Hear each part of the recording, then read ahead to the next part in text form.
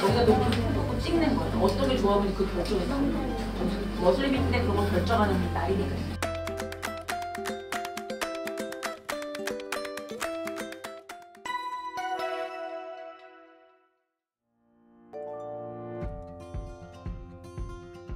제가 가장 중요하게 생각하는 점은 학생 주도 학습이고요. 그리고 학생들이 이 수업을 통해서 키웠으면 하는 역량은 창의성과 문제 해결력입니다. 이 두 역량을 키우기 위해서 수업 설계 내용을 말씀드리면 먼저 아트 앤 커머스 혹은 크리에이티브 앤 커머셜의 균형을 맞추는 것이 중요하고요. 구체적인 내용으로 들어가 보면 패션 제품과 패션 커뮤니케이션으로 나눌 수가 있는데요. 패션 제품은 주어진 컨셉을 어떻게 구체적인 디자인 아이디어를 만들어서 디자인으로 전개하는 것이냐, 그 디자인 전개된 것에서 최종 디자인을 선정을 해서 제품으로 만들어 보는 것, 시제품으로 만들어 보는 것까지가 패션 제품에 관한 것입니다. 제가 중요시하는 컨셉은 어떤 개인적인 이슈보다는 패션과 관련된 사회문화적인 이슈가 굉장히 중요하다고 생각하고요. 특히 지금의 패션계에서 예를 들어서 다양성, 지속가능성, 하위문화, 젠더 이슈 같은 게 있겠습니다. 이렇게 패션 제품 단계까지 가게 되면 그 다음에 패션 커뮤니케이션도 못지않게 중요한데요. 그것을 다시 이미지화하는, 그러니까 스틸 이미지, 도록 촬영이나 무빙 이미지, 영상 제작을 통해서 이미지화하고, 그다음에 가능하다면 패션 프레젠테이션 중에 가장 큰 행사인 패션 쇼를 올리는 것도 있겠습니다. 그 이미지를 가지고 어떻게 소셜미디어 등에서 커뮤니케이션 할 수 있느냐까지 했을 때 비물질적인 아이디어가 다시 물질화인 패션 제품이 되고, 다시 패션 커뮤니케이션을 통해서 비물질화되는 그 전체 프로세스를 이해하는 것이 중요하다고 생각합니다.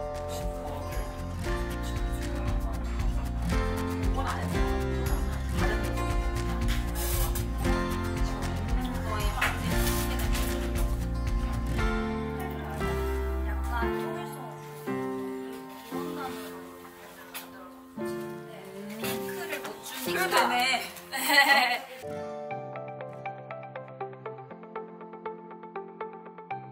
실기 수업에서 가장 제가 중요시하는 방법 혹은 효과적으로 사용하는 방법이 두 가지가 있다면, 하나는 오픈 크리틱이고요. 또 하나는 플립드 러닝입니다. 그래서 오픈 크리틱은 흔히 말하는 1:1 컨펌을 저는 절대 하지 않고요.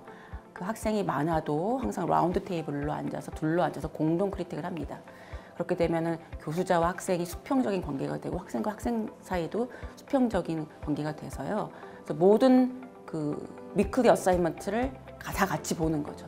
짧은 발표를 하게 되고 거기에 대한 의견을 모두가 다 낼 수가 있는 것입니다. 그 학생의 장점도 배우고 간접적으로 시행착오도 겪을 수 있고 자기가 적극적으로 조언을 할 수 있습니다.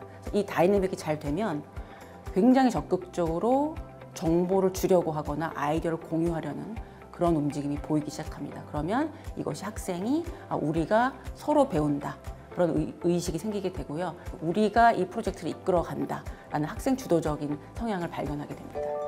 그리고 플립드 러닝은요, 디자인 프로세스 그리고 디자인 원리에 대한 내용을 여러 개로 나누어서 아이캠퍼스에 업로드를 하고요. 그것을 진도에 맞춰서 보게 하고 학기 내내 볼 수 있도록 오픈해 놓습니다. 언제든지 나중에 필요하면 다시 볼 수 있도록.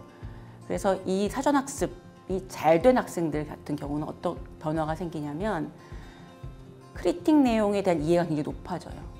그리고 그 다음 단계로 수월하게 넘어갑니다. 그럼 학생이 여유를 찾게 돼요. 그래서 진도에 맞추려고 쫓아가기보다는 자기가 여유를 가지고 추가적인 리서치도 하고 추가적인 샘플도 만들어 보면서 좀 즐기는 모습이 보이고요. 그러면 이거를 이게 내 프로젝트고 내가 이끌어간다, 주도권은 나에게 있다. 그래서 동료의 의견과 교수자의 의견을 참고 삼아서 이것은 내가 이끌어간다 라는 그런 자기주도적인 학습이 이루어지게 되고, 그렇게 되면 궁극적으로 몰입하는 모습이 보입니다. 내가 여기 몰입해서 즐거움을 찾는 거죠. 그래서 그게 궁극적인 목표고, 그게 플립드 러닝이 그 과정에서 잘 효율적으로 사용된다는 것을 제가 경험을 했습니다.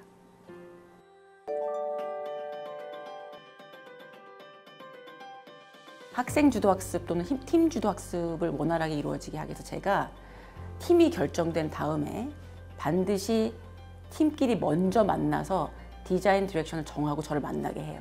제가 물어보는 형식으로, 어떻게 정했냐고 물어보는 형식으로 해서 주도권을 갖게 만드는 거죠, 처음부터.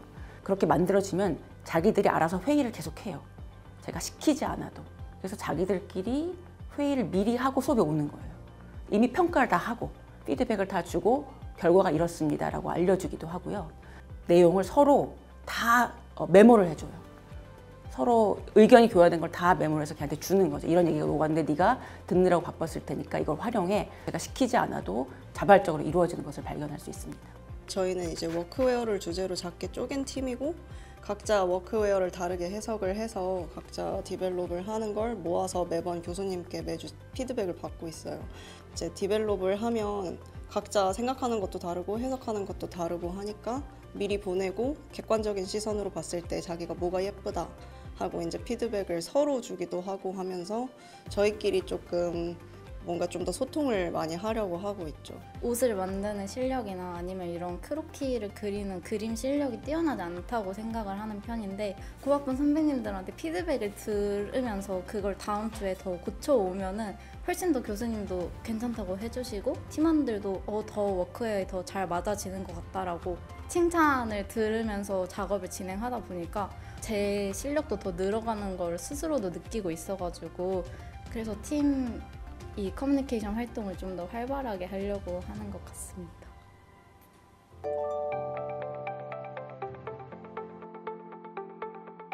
수강 신청 기간에 제가 종종 받는 이메일이 교수님 제가 이 수업을 들을 수 있을까요? 라고 물어봐요. 그걸 보면서 제가 학생들이 두려움이 있다는 것을 알게 됐어요. 내가 잘할 수 있을까? 제가 거기에 대한 답변을 어떻게 하냐면 당연히 모르니까 당연히 수업을 듣는 거고 배우려고 듣는 거다. 그래서 관심만 가지면 누구나 다 수업을 들을 수 있다. 그래서 제가 지금 한 24년, 5년째 강의를 하고 있는데 잠재력이 없는 학생을 단 한 명도 본 적이 없어요.